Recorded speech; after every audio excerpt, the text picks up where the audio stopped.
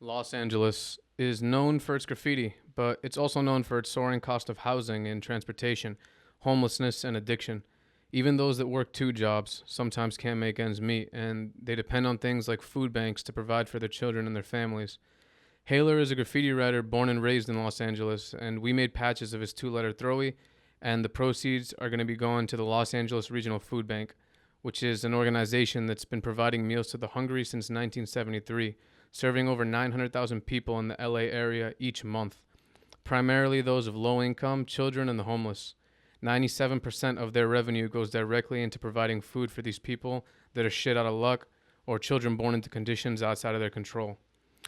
100% of our Patreon profits for the month of September will be going to the LA Regional Food Bank and for HAELER for helping us make this happen. All who donate via our Patreon will receive the HAELER patch, as well as access to our members-only episode library. We got interviews from XSM, Les, Sean Crawford, Law 29, and more. The link to our Patreon is in the description of this episode, our Instagram, and our website.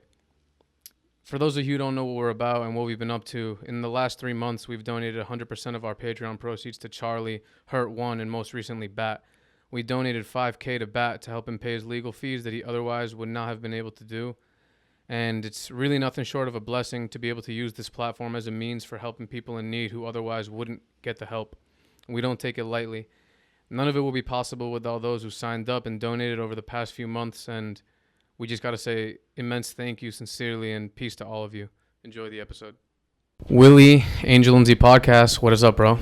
What's up? Yo, so you obviously, we all know, well, people know you rap, you skateboard, you do a bunch of stuff. You're pretty good at everything you do.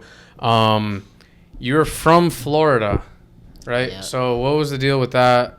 You could just tell me like what your upbringing was like, and why'd you move to New York? Growing up, I was mostly in Orlando. That's like Central Florida, like right in the middle. I don't know. It's Disney there. It's really like a bunch of amusement parks there, and like they got a lot of parks. It's a lot of open land. Like I don't know. It's pretty slow there. And it's ready. It's like it's small, but it's not at the same time. Like they have like a couple million people there, but like now it's been growing, and so like I don't know. Like that's where I spent most of my life, and like coming up, it was really just me, my mom, my little sister, and my dad. And at first it was just me, my mom, and my little sister from when I was like 2 to 6, because my dad had got incarcerated when I was 1. So he spent 5 years in federal prison, and we would go up and visit him. He would be in Pensacola, which is like 8 hours away. Okay. Yeah, and then he ended up getting moved to like Alabama, and I was like, that's like right around the same area, so it wasn't like that much of a different drive. So like the whole time he was there, we would just go back and forth, and he ended up getting out in 2003, and then that's when he like really like I felt like a male presence in my life, cause I had like an uncle, but he had like kids of his own, and like him and my mom are around the same age, so like he was really close with us as well. But like once my dad got out, we really just like I don't know, we started doing a lot of things together, and like he really was there. And I tried to do sports. Like I played basketball. I didn't fuck with it like that, but I did, because it was like the thing to do, like, you know, in the neighborhood. And then I tried to play football, and like I hated football, so I quit. And my dad was kind of bummed at that, because I don't know, I guess he just was like, my son don't want to play football, like what the fuck. So after that I just was like really early into music too, so I would just like carry a CD player and CDs around, just like listen to CDs all day. And probably around like 2006, 2007, we moved to like the suburb out in it's this little town called Longwood. It's like 15 minutes from Orlando, and we moved to a house over there. And over there they had like it was just like a crazy neighborhood, because like the way it was set up, it just like had like houses so spread out, but it was like, I don't know, they had like hella trees around. It was dope. But it was these kids that lived over there, and they had this ramp, and my cousin had a skateboard, so I like took his skateboard, and I just was like trying to search like where these kids was at because I couldn't remember the house because the neighborhood was like hella big. So like I ended up finding them, and like I just like tried to drop in on the ramp. That Like, day? yeah, I was like, yo, like this is it, bro. So ever since then, I just was sold, and that was like I just had got into 6th grade, and so like I was amped, man. And around that same time too, me and my sister had got into like just recording ourselves on like a computer head mic, Yeah. and that's where like the music started too. So like it all kind of started at the same time, but like I didn't rap for real. Like my sister was a rapper. I just was like the one here and record, and I was also freestyling, but she was really like writing shit and like really, that's what she wanted to do. But for me, I just was like, the brother there, and like I just wanted to do the production really. So you said from 2 to 6, your dad wasn't around, and then from 6 to onwards, he was like just more present in your life. Yeah, How so, do you like- think that? Sorry to interrupt you. How do you think that like not having a male presence early on, because like early on is like a really formative time of people's lives. You pretty much like it's the foundation for the rest of your life. How do you think that affected you? It was a super foundation because like at first, I guess I was too young to really feel like, I don't know, I guess not having him there at first, it wasn't really that big of a deal because I had my mom and she was doing a great job. And when he got out, it just was like he started working, and then like I really got to see what type of person he was, and I really got to just really experience like having a dad. And like it was dope because I had that for 5 years, and then like he ended up dying in 2009 when I was 12. So like that compared to having him compared to not having him, it was just like I felt that, so like I think that's why I just stuck with skating and just like try to just use that as just like I don't know, just like something to do to just keep my head like straight and just keep me into something. Yeah. Yeah, no, I definitely could relate with that because my dad passed away too when I was 7 years old from that's cancer. wild, man. And like having a mom, she does everything, but you can't deny that you're missing like a role model in terms of like a man in a way, So like growing up, I would always feel like independent. I was like searching for something like to replace that. So I would like do like soccer, basketball, like start like graffiti, whatever, But like you can't deny that that's always 100%, something. yeah. Like a mother can't teach you everything. You know what I mean? Yep. Do you feel like it made the bond between mother and son stronger? Yeah. I'll say it because I don't know, we were always kind of close, but like I feel like even then it was like it had kind of got rough for a bit, but like after a while it started to get good. So like yeah, I'll say it did for sure. Yeah, I can't imagine. Like my father's still alive. He almost died when I was pretty young, from cancer as well. Yeah, no, that's wild. And like,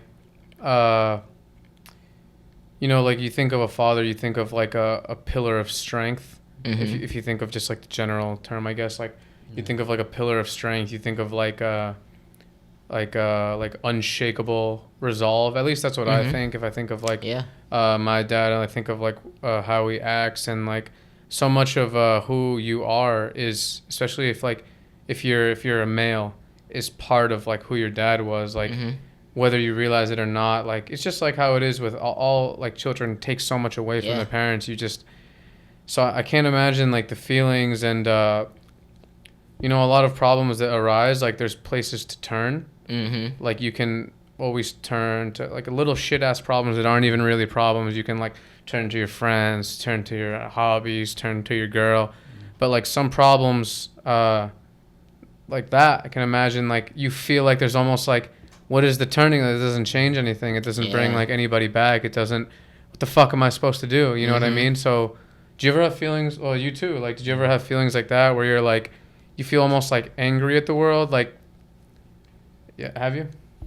I mean, yeah, me, and it's like, some of that shit still hasn't gone away, I definitely, translate into other things, but, yeah, it just feels like why me sometimes, you know what I mean? It's like I remember, this shit would fuck me up when I was younger, like seeing like kids with their dads, like doing like regular stuff, like you know, it's different than like a mother, because like a mother is like, you know, she'll give you a certain love, food, you know, clothes on your back, this and that. But like a father, like you were saying, Angel, like it's like a certain strength that like a woman can't provide, in my opinion.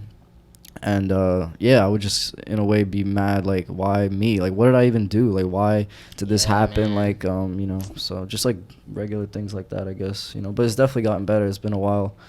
You know, I'm trying to find it in different avenues and like translate that strength into like not why me, but like you know, being like, wow, like looking at the positives and like what came of that instead. You know what I mean? Not trying to be like the victim in a way. You know?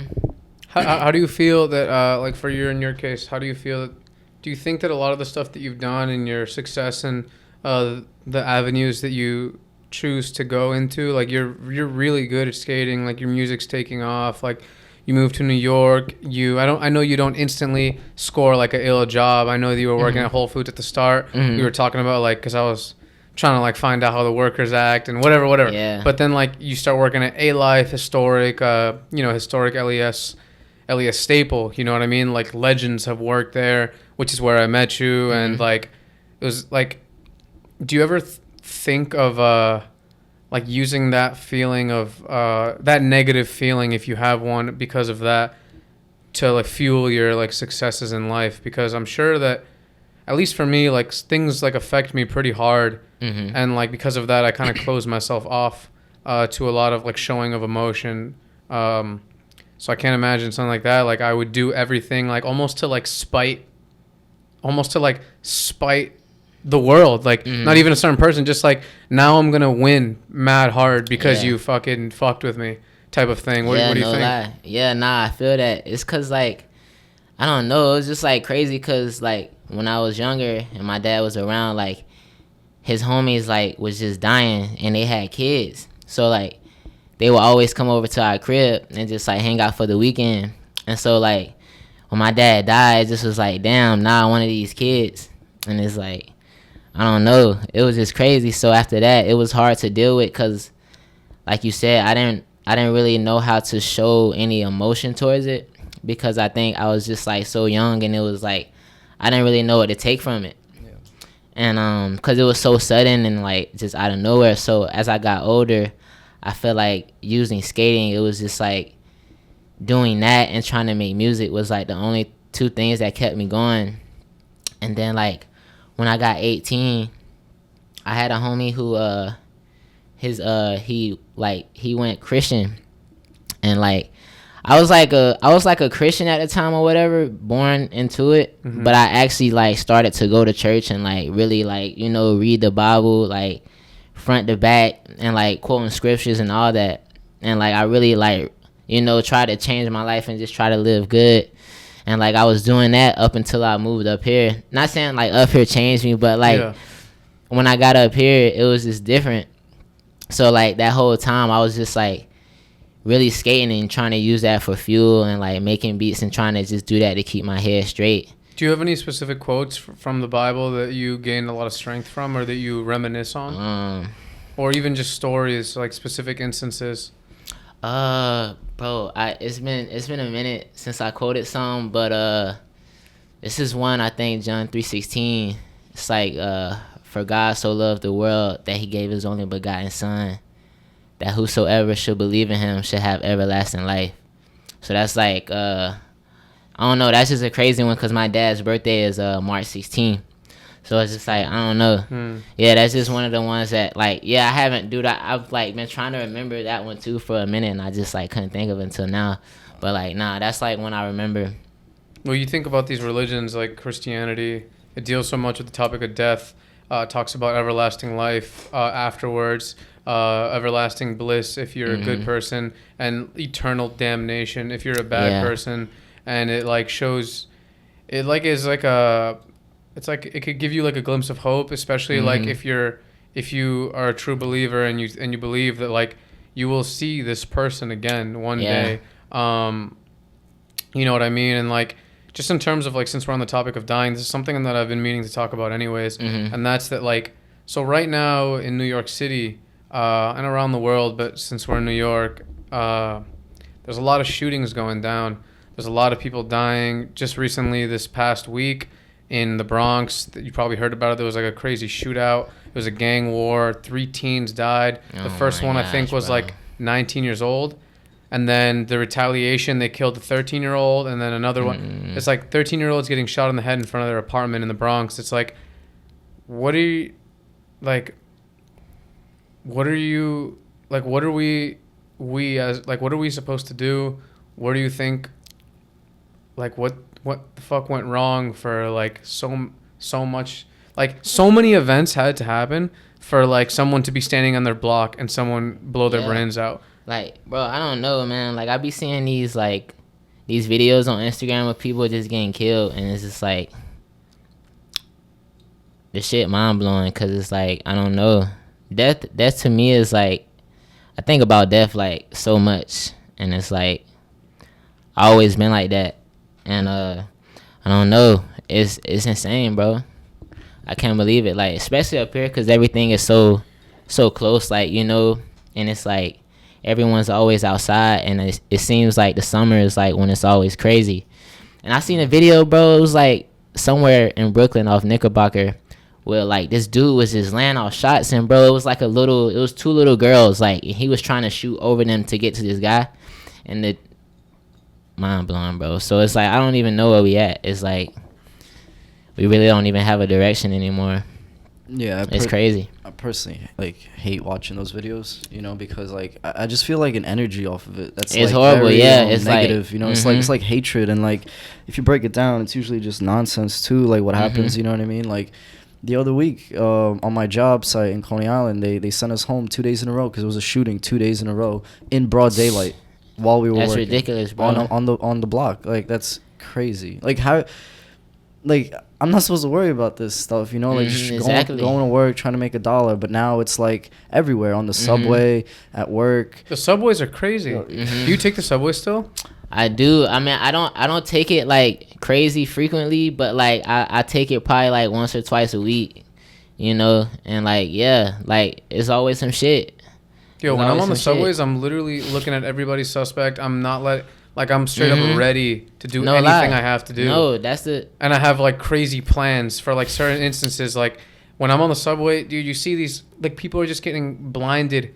Like, literally blinded. Like, some dude got stabbed in his eyeball for a gang initiation. Like, a gang initiation. Oh, my God. He got stabbed in his eyeball, and now he's blind. Like, I saw a video the other day of a dude just running up to people, like, slashing them, and they were trying to stop it. Gosh, I was literally waiting for the train. I didn't take the train for, like, a month because I usually ride my motorcycle to, like, to my gym, and it was raining, so I took the train. And while I'm on the platform, my friend sends me a video of this dude randomly stabbing people. Like, he doesn't care how old you are, what gender you are, nothing. Bro. And I'm like, and the train's fucking approaching. I'm like, bro, this is so whack. Yeah, and my question is this: it's like, so we're at a tough time. We're at, like, a tricky situation right now with, like, all the shit that's been going down recently with, like, politics and the police brutality, like, you know, all this stuff.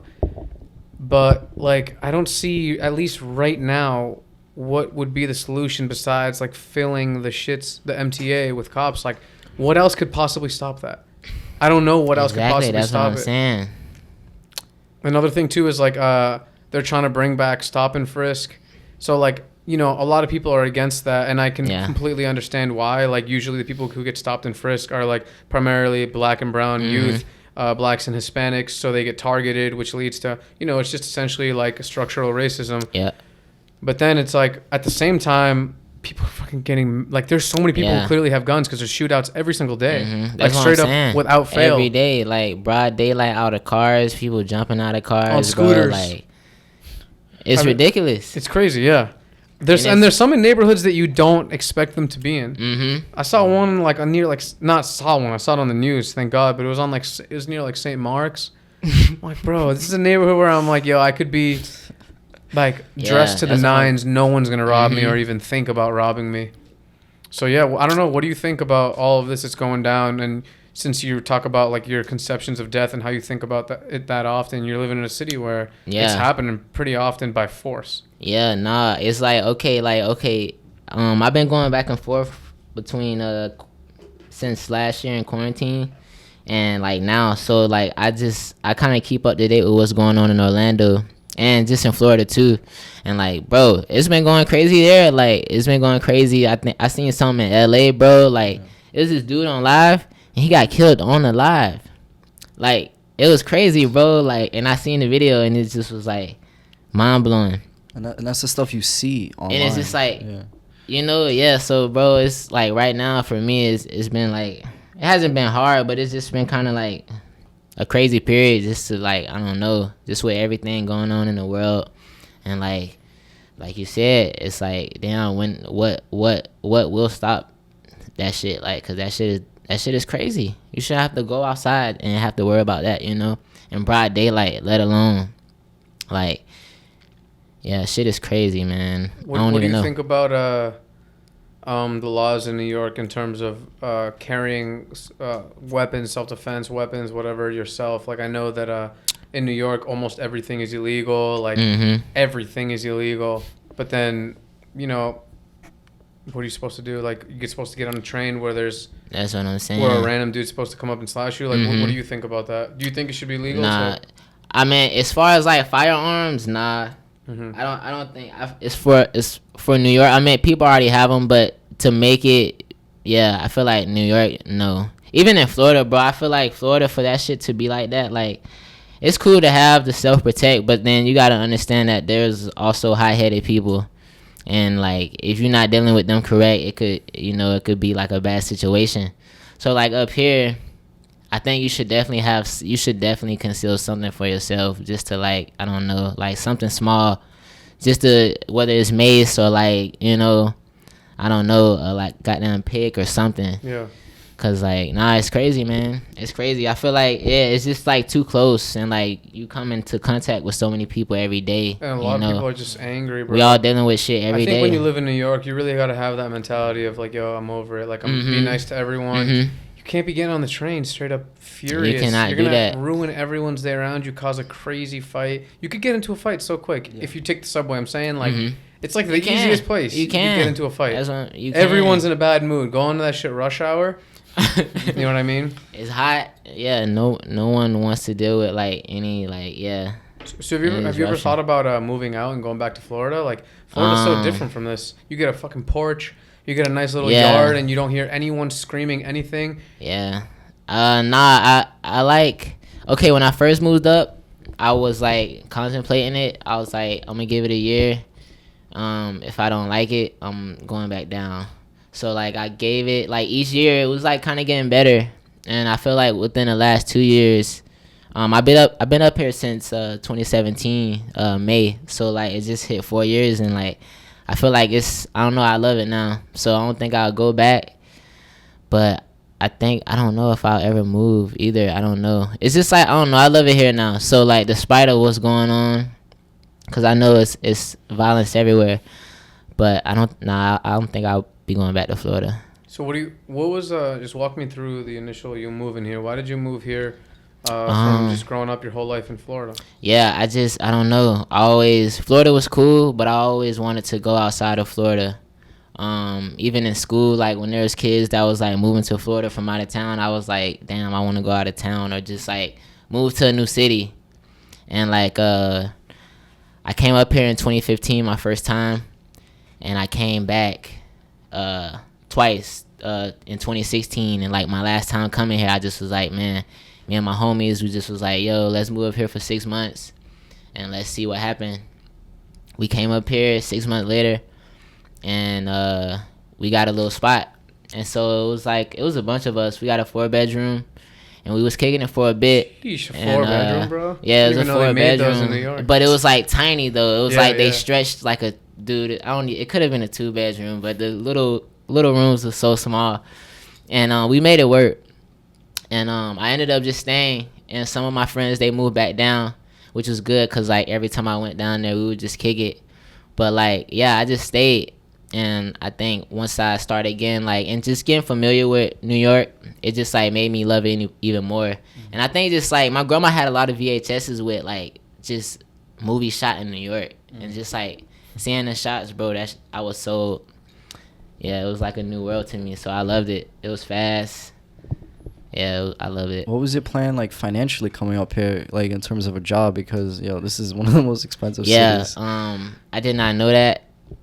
Like, I was like, okay, cool, I'll figure something out when I get there, cause I came here with like some little money, but the shit ran out so quick. Like, I was just like, I don't know, I had to move fast, so I ended up applying at Whole Foods, and I was like probably 2 or 3 months after I got here, and like I tried to sell some clothes, and like it didn't go right, cause like I tried to middleman through this dude, and I just got fucked over. So I ended up like getting a job at like this thrift store in Greenpoint, and I was just painting the outside because it wasn't open. They was like gonna do like this reopen thing where they remodeled, and so I just painted the outside for probably about 2 or 3 weeks, and he would pay me like every week, like, dude, so bad.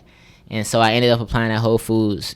They hit me back. I got the job there, being a cashier, and I was doing that, and I just was like, man, like, I can't do this. What was your schedule? How many days a week? What was it like? The Whole Foods were on in the it was city in or downtown? Tribeca. Oh, Tribeca. Okay. Yeah, it was in Tribeca, and I was doing that. It was good. Like, honestly, like they just had me waking up like super early, and then they would have me like stay overnight some days, and then come in like a few hours later, and like I was just like, man, I'm not finna keep doing this, because I ended up I think after 3 months I transferred to working on the floor and just stocking, and we would have to do inventory, and like it just was like got to a point where I felt like, I don't know, I was just losing my time and like really not accumulating the money for the time that I was putting in, and like I ain't have no time to myself, and I ended up quitting, and through a friend I ended up getting a job at ALIFE.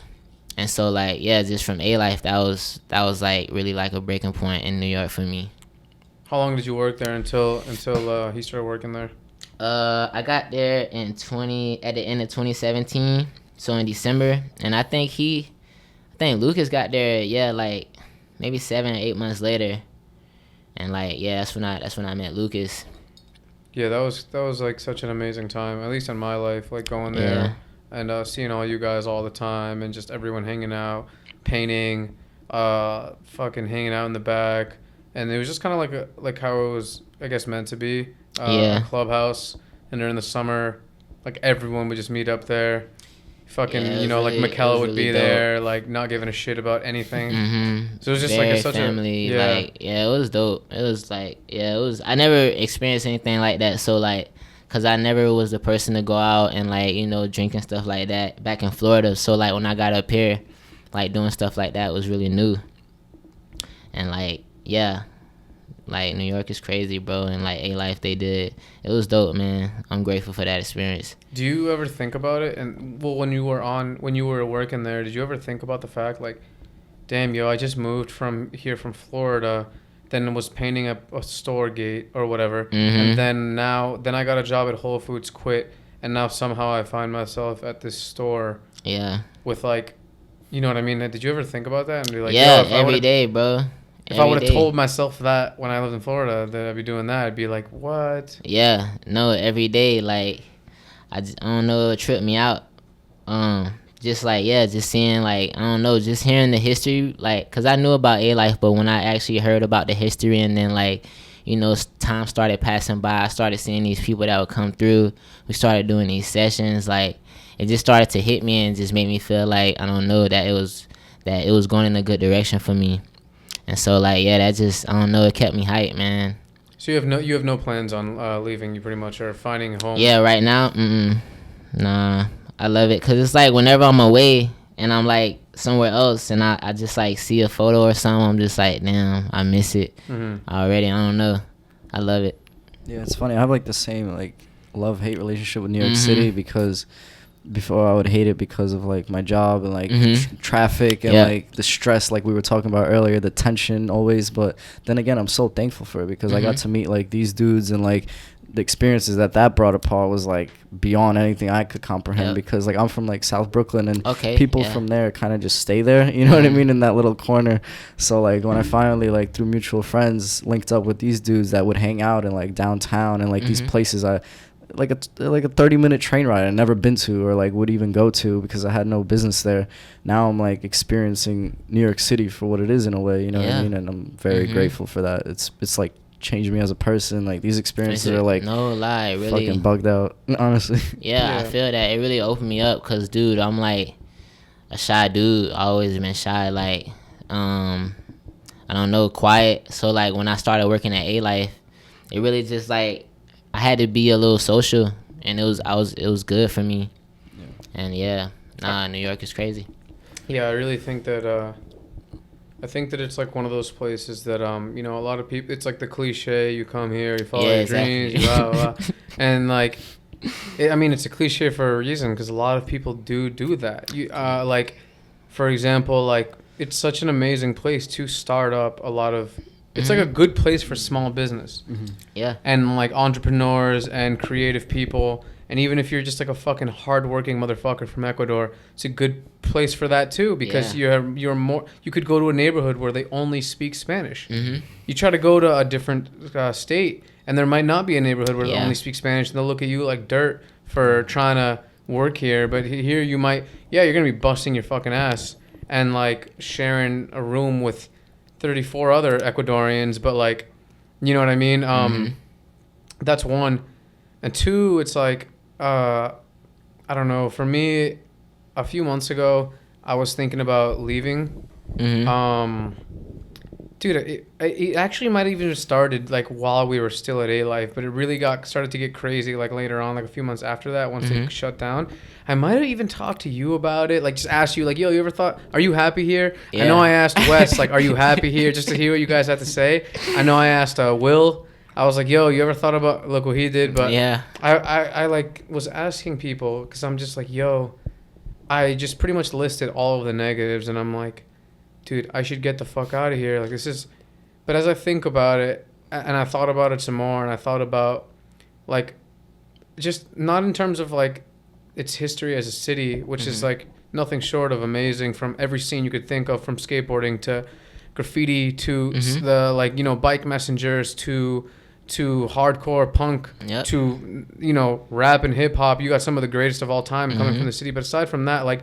my personal history with it's like, you know, I was born here. My parents immigrated here from Ecuador, and it like started them off. You know, it literally started them off, which was like their dream to come to America, like a lot of like immigrants.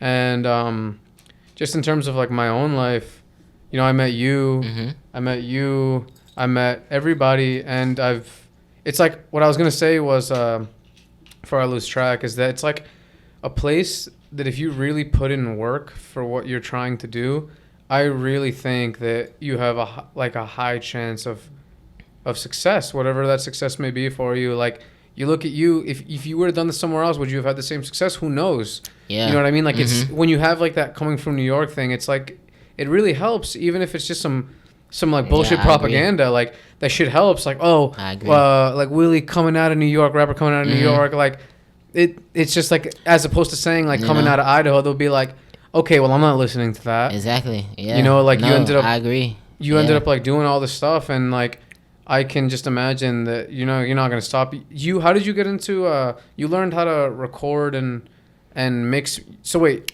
your music, you produce the beats, you do everything?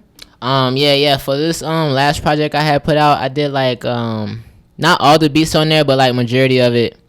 And so like I told you, me and my sister, we had a little laptop, 2009, and we would just record on this cheap software called Audacity, and just like make like little remix songs, and like, you know, not really put too much thought in it, just to make it, just to hear ourselves. You know, we were young and it was fun. So like just from doing that, I had started making beats after that. And once I did that, I just stayed making beats. I didn't rap or do nothing. I just was like strictly in the beats, trying to get my production out. And right before I moved up here, I started to get into I wanted to learn how to mix and engineer like myself, and just really learn how to mix, period. And when I moved up here, I left all my equipment back in Florida, and I bought some new equipment. So when I did that, I was like, man, I'm gonna sit here and just like teach myself and just like figure out how I could just like make me like my voice, you know, because it was just like a big thing with that. Like I didn't really like the way I sounded, so that was like a bit like insecurity for me. And so once I figured out something that could allow me to just like listen to it, that's when I was like, you know, I was fucking with it, and I was able to put it out and then see how people felt about it. But like, yeah, man, that's where it really started. No, that's fucking amazing, bro. You know what's crazy is the amount of things that you can really learn just on. I'm assuming you learned it mostly through online and trial and error. Bro. Like you said, if you it's all about you and the dedication. You can do it. So what do you plan on doing with your music? Where do you plan on taking it? And yeah. I really just want to just teach myself more. I really want to learn how to write music, like from start to finish. And like with skating, I don't know. Skating is cool. I skate like I'm not like a super skater, so I skate like a few times out the week, and like it's fun. I just use it as like exercising and like to get outside. And like so most of the time I'm really just inside trying to learn how to like play an instrument or something. So that's way more important to you than skateboarding is. Yeah, I feel like I'm getting old, and like, you know, I don't know. Skateboarding has changed so much from when I started, and like it's so much. Yeah, it's crazy right now, and like I'm good. What do you mean by it's changed so much from when like you it's started? just I don't know. It's gotten more crazy. I feel like the scene has changed a bit, and like when I was younger, I was like trying to pursue skating, but when I got up here, like life hadn't hit me so hard that I just was like I didn't really have time to even, you know, focus on skating because I had to work. And like, you know, it gets dark like after like summertime, it starts to get dark so early. So it's like when I was working at ALIFE, I couldn't get the time to go skate, and then it's cold as hell when it's at night. Yeah, it was like, yeah. So like, you know, skating for a minute was just like not on pause, but that was like I wasn't even doing that because I was just worrying about going home and like, you know, getting a meal and going to sleep, waking up for work. And so like not until like recently, a year ago, like when quarantine, that's when I was like really skating. And then my homeboy moved back up from Florida and he filmed. So we just was like, he was like a pulling part for me to come back out and really just start skating again. But skating is just like a hobby for real. What did you mean when you said learning how to write music from start to finish? Like, I don't know. I'm not like classically trained or have like, I don't know any music theory. So like, I want to learn how to play the keys, or like, you know, I bought a bass guitar. I want to learn how to play that, and then just like incorporate that in my music and just like be more organic with it as opposed to like just doing it on a software on my computer. So yeah. Dude, I really respect what you're doing. Cause thank you. I thought man. you had like a it. whole team, you know, helping you out and stuff. Because like, you've been pretty successful with what you're doing, you know, from having articles and like Rolling Stones and shit, man. Like, how does it feel to like almost be like ahead of a lot of people in like such a competitive field, you know, especially in New York City? I feel like a lot of people are trying to get into that world, you know. Yeah, dude, it's been really crazy because it's like when I put out, I don't know. It's been crazy, man, because just seeing how people react to it, I never thought I'd get that reaction, as cliche as that would sound. Because I would upload stuff to SoundCloud, and just, like, Lucas would listen to it, and, like, a couple of the homies, and, like, I'd be like, damn, man, they really fuck with it. But I just didn't know if they was doing that just because they were my friends. Yeah. And they was just, like, you know, trying to be nice. So, like, when I actually when I put out a song and I seen people liked it, it just made me want to just put out the rest of the stuff that I had, which was the tape. And then just to see that reaction, I don't know, man, it meant a lot. And I'm working with that helped me put out the project was this label called Honeymoon. And they helped a bunch. And they really did a lot for it. And they helped me get it mixed. I did some of the mixing, or I did most of the mixing, but like the stuff to get it mastered and like all that stuff and getting the publishing, it was really through Honeymoon, and they did a lot. So that was a lot, man, and it's just crazy. I don't know. It's just like I don't even really know how to feel because it's like every day is something else, and I'm just like, damn, yeah, it's unbelievable. How often do you write? Recently, it's been like I've been trying to work differently. Like I've been trying to write more recently, but at the same time, it's been like I don't know. It's been crazy. It's like on and off. So like I have spurts where like weeks where I could just come up with shit, and then there's be time times where I just like can't come up with anything. And so I'll just like try to just work on production for like some days, or just like whenever I can get from under that spell or whatever. Do you when you write, do you feel it as a therapeutic moment? Do you feel like you're letting off emotions, like literally leaving your soul and then just going on to the paper or the computer or whatever it is that they're going on to? Yeah, see, that's the thing. It's like it has to be a situation or something that has to move me emotionally for it to really like flow out. So like I feel like when I be having times where I can't put anything down, it's just because I'm just like trying to force it. And like I can't work like that. I'm not like I can't just like say shit off the top of my head, because it just wouldn't be correct for me. Yeah, I mean, I feel like a lot of famous writers, and I'm not even just talking about rap or music in general, but just, writers. A lot of it comes from like tragedy in life. You look at a lot of these like classic great novels, or even just crazy stories, or even like memoirs, or if you're getting into music, you look at any of like some of the greatest like hardcore punk of all time. Yeah. You look at some of the greatest rap.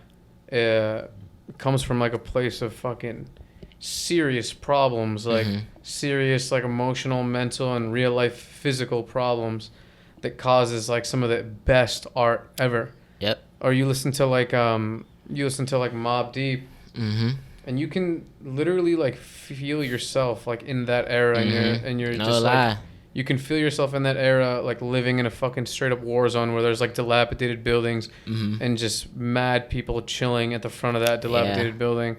And it's like sometimes, because I myself write, but I don't write music. I just write until I've been working on a book for mad long. Yeah, nah, it's amazing. And like I use, like, it's when something goes wrong that is when I can like write the best. And I'll, like, if I ever re-look back on it, I'm like, yeah, I don't even remember writing this. But this is some I actually really like this. So do you ever feel like that? Like damn, shit's going too good. Like I need some fucking crazy shit to happen so I can have like crazy material. It doesn't even have to be, I hope it's not too crazy, but something that's just like sets me off, maybe puts me in a bad mood, makes me think of this, and I end up writing something on it. Yeah, nah, I don't ever wish, but it be times where like I do be, you can't talk about like, the happy stuff all the time, or just like, the things you want. And like, for my music, I always want to try to come from somewhere that's genuine, and that I feel like people can relate to, because we all go through stuff every day. So it's like, yeah, I don't know, man. I don't know. But I feel like enough crazy shit be happening to where like, I don't know. I feel like in America, there's always a topic every week of some tragedy happening or something like that, unfortunately. But like, yeah, you do be needing those like moments to really like have you spew out like, yeah, some crazy shit. What do you have when you're writing music? What do you want people to take from it? Is there any specific thing, or you're just saying, I don't really care what people take from it. I want to just express my soul onto this. Yeah, honestly, like, okay, I mean, I guess people take it how they want. But I really just want, when they hear it, I want it to feel like, I don't know, just like a cloud of goodness or something, just like a rainbow, just like a good rainbow, or like gold, like, a pot of gold. And that's just from not even what I'm saying, just from just hearing the whole thing, like as one. And I feel like now with like more stuff, I'm gonna try to really just focus on like what I'm saying, and like, the stuff that I actually put out, and make sure it has like context to it. Yeah. Are you working on anything right now? Yeah, I'm gonna try to work on like an actual album, and yeah, see if I can do that. So your if you have one, is your long-term plan just try to do music? Nah, not really. It's like I don't even really know I don't even know, cause it's like, yeah, I want to do music, and like I want to work with people, but at the same time, it's like, I work with somebody that I like, and then we just got a song, and like we've got that relationship too, but then it's just like it's just the music, and like that's cool, but I wanna, man. What do you mean I really by it's just the music? Like I don't know, like music is good, but like if it don't make sense for me to work with someone, or like I feel like I can't really get like a feeling off of the artist that I'm working with, then like, you know, I'm not gonna do it. And like music is good, but I feel like I probably over time, and I'll probably end up getting into something else. And like I'm not sure what that could be. It could be hiking or something. I don't know. But like yeah. Are you into hiking or something? Dude, I'm into a lot of stuff. I like nature, so like yeah, I'll probably end up doing that or something. Climb a mountain or something. How often do you have to leave New York just to go hiking? I never been hiking, but I definitely want to go. Yeah, I mean, there's some good spots like not far from the Yeah, city. nah, like no. Bear Mountain, like Mhm. all those places. Just take the Metro North to like Cold Spring. Yeah, see, that's the There's thing. some I'm so good- like, I just need to get out of my like head and just like take these trips. But like my homie, he just moved up from Florida and he got a van, so hopefully we could like drive out somewhere soon. Yo, do that, man. Yo, Mhm. even like camping and shit. Yo, Mhm. like, yo, I went camping once for like the first time in like 5 years or something. I don't even know. Yo, that first night sleeping with no phone service, like pitch darkness, like nothing but crickets. Mhm. Yo, I woke up. I thought like I was like a completely new person. I was like hurting from like all the like tiredness I've shed in my Mhm. life, if that makes sense. Yeah. It was just so amazing. Yeah, nah, dude. No, I definitely yeah. recommend it. so I don't know. what's your daily routine like? I know you barely ever eat breakfast or lunch, if I'm not mistaken, right? Yeah, I don't know. I don't know. Even when I was younger, it was hard to wake up and eat like a full breakfast. Like unless I was going to school and they had like the little cereal, then I would eat that. But like waking up and eating like a full meal, I don't know. But I feel like okay, when I started working at ALIFE though, like I would wake up and be hungry. Like you know, I would have to like when I get there, I would have to go across the street and get a sandwich because I couldn't make it. You know, I don't know. I think it was just being there for the time and just like having too much to think about, honestly. But nowadays I just wake up and I'll just like you know get myself up, take my dog out, come home, do my little push-ups, and then like I'll try to just work on just something. Wait, what's your little push-ups? Just you know, just a little set. Just you know, just get my arms going for the day. Nothing major. But I remember before, like at A-Life, we would talk about that. You were telling me how you're doing like 50. yeah, You're doing like yeah. 15 a So day, like 10 here, 10 there, or 20 there, 10 so here. like yeah. So from then like when I went to Florida for quarantine, so my girlfriend's parents they have a pull-up bar. So I was on the pull-up bar, and like when I got up here, I don't have a pull-up bar, and like my apartment, the ceiling, like the door is like so fucking tall. So I'm like, there's probably a pull-up bar I could get, but I just haven't got one yet. So I just be doing little push-ups here and there, just to I don't know keep my arms in shape, I guess. So is making music a consistent part of your day, or it just depends? Yeah. Like okay, I'll try to make music for like a few hours, or like I'll just sit at my computer and look at videos or whatever.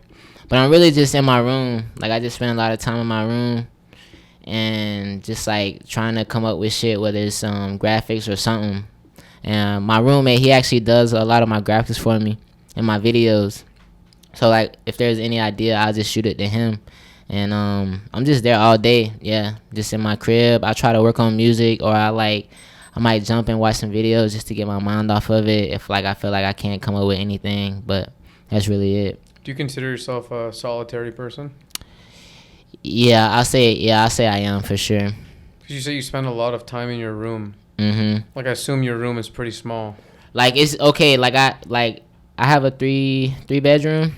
Like when you said that, just to give context, I like picture you like not going to the living room. Yeah. And just like, dead ass only no, being in the dude, room. I'm only in the room. Like like I'll wake up, I'll go to the bathroom, and when I come out the bathroom, I go straight to the room, and then like I take my dog out, and then come back to the room. And I'm just like always in the room, cause I got like I just got my computer in there, and then like I just have all my personal stuff in there too, cause I let my girlfriend have like our bedroom, and yeah, dude, I'm always in there, and like I don't really come out to do anything. Like if I come out, it's to skate, and like I be ordering food to the crib, cause I just don't be wanting to go out, cause it's dangerous out, man. Like you said, it'd be a lot going on. So I don't know. I don't want to be a statistic.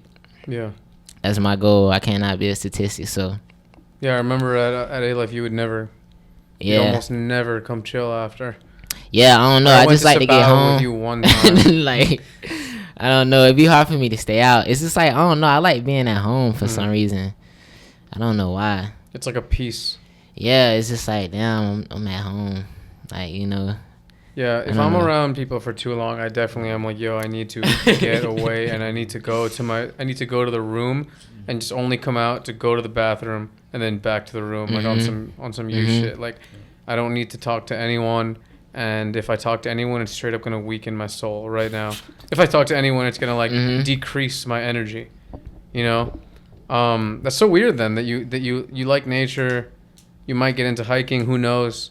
And you don't like socializing, like not like socializing. You know what I mean? Like you're on some of your room shit, but you live in New York. Yeah, so yeah. I don't know. It's like that's what I'm saying. That I be feeling guilty sometimes because I'm like, damn, dude, I'm literally watching the day go by, and I'm like in this room all day.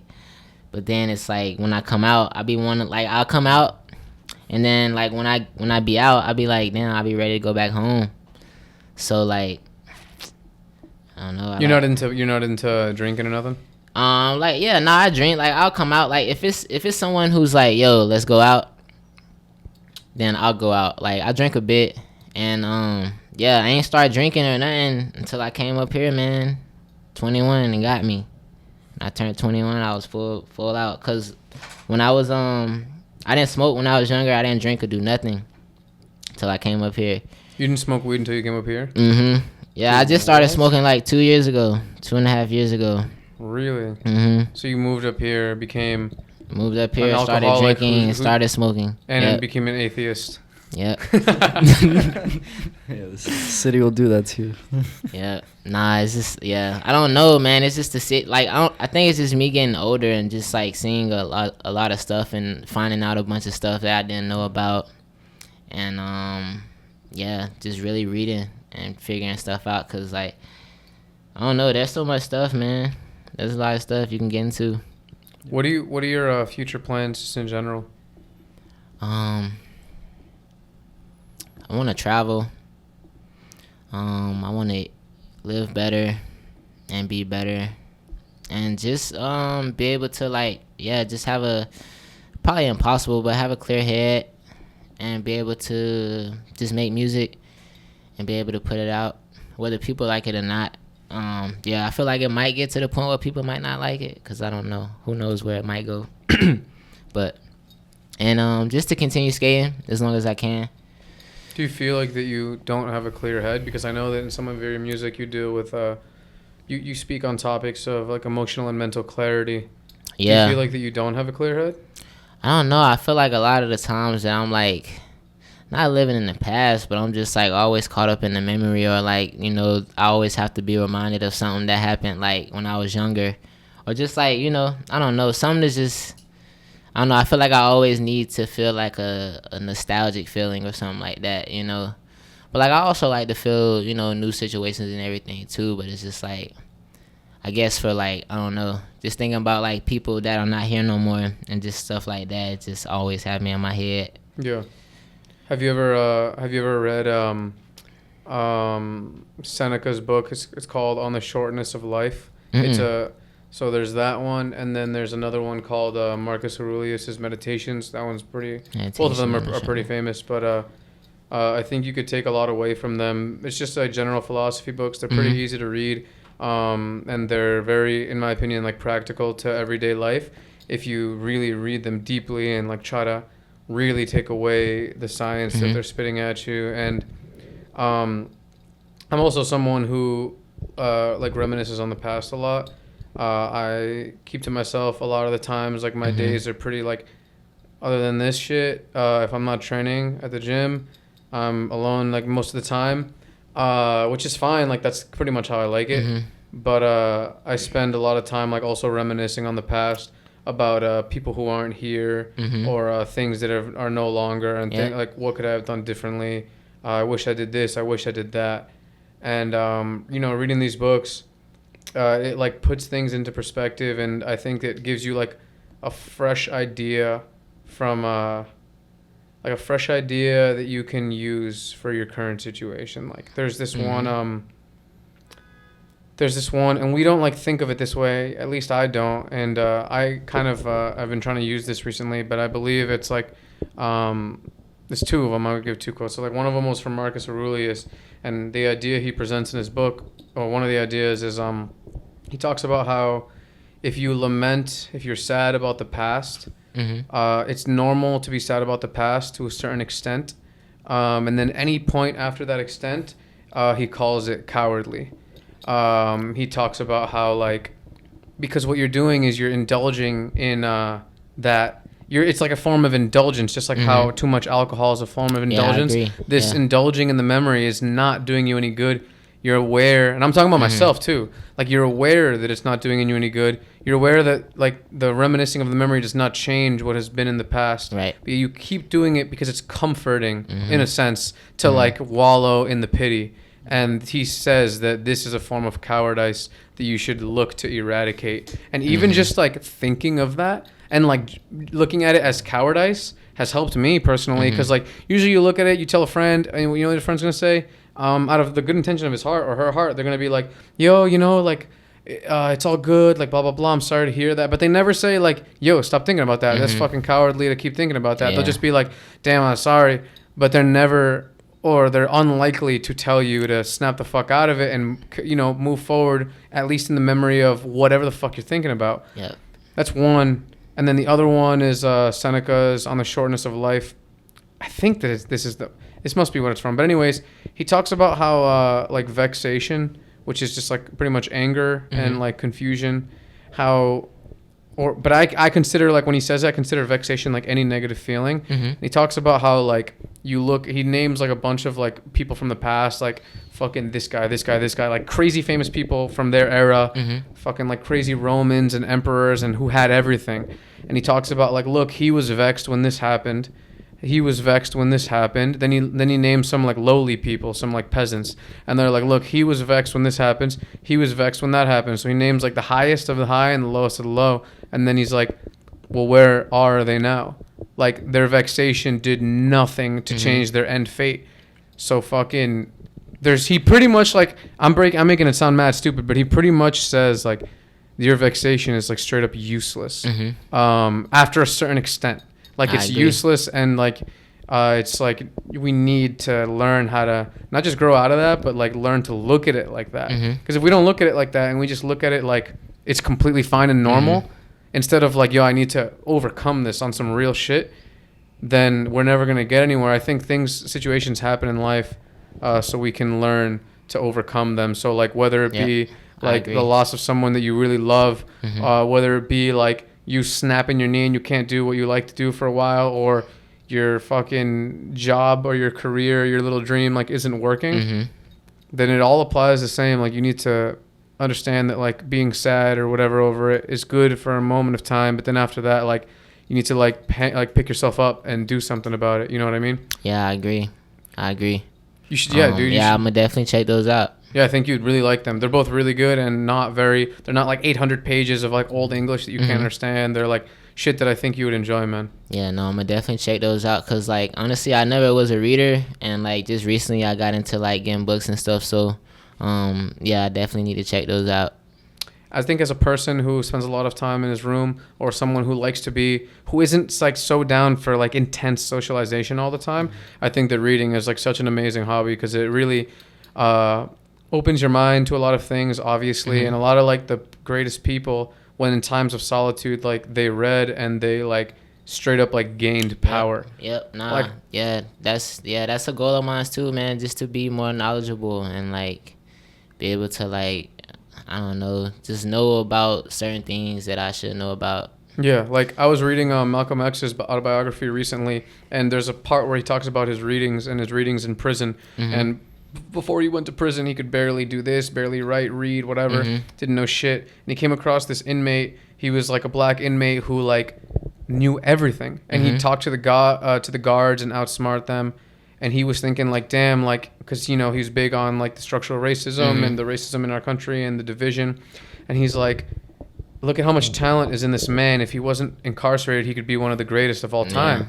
And then he's like, well, why don't I learn a lot? And he started reading, and he talks about how like his time in prison So he would read up until like straight up like lights would go off at 10 p.m. and he'd be like by his little door. There was like a crack where if he shut his eyes and then looked at it again, his eyes would like acclimate, and he'd read until like every 58 minutes straight. The guards would come every 2 minutes, and he'd run to his bed, pretend he was asleep, Yeah, that's then come insane, back. dude. And he talks about how like that was the freest time of his life. Imagine that Yeah. when he was in prison. See, that's what I'm saying. That's why I got into reading, because I don't want it to be a situation like that where I have to be forced to read, you know. Yeah, no, man, that's crazy as hell. Yeah, He that's said it was the dedication. freest time of his life. Yeah. Like the time where if he had been actually in the outside world, he would have had so much responsibility Yep. that he wouldn't have been able to just sit and like grow his brain cells. You know what I mean? It's Yep. honestly insane, man. But yeah, man, dude, fucking pretty intense. Thank you so much for coming on the show. If you got Really anything you want to appreciate say, man, feel free. If not, dude, it was honestly a pleasure. No, it really was a pleasure. Thank you guys, man. Yeah, shout out to you guys. Shout out to Andrew at Honeymoon. Shout out to Manny. My mom. It was her birthday yesterday. It's my uncle's today. Happy birthday to them. And yeah, man, that's really it, man. Shout out New York. Shout out Florida. And thank you guys. Yo, shout out to ALIFE. Shout out ALIFE. My man. I favorite cannot clothing. forget, and everybody from there. Yo, thank you so much, man. Yeah, no, thank y'all. Yo, peace, bro. Peace.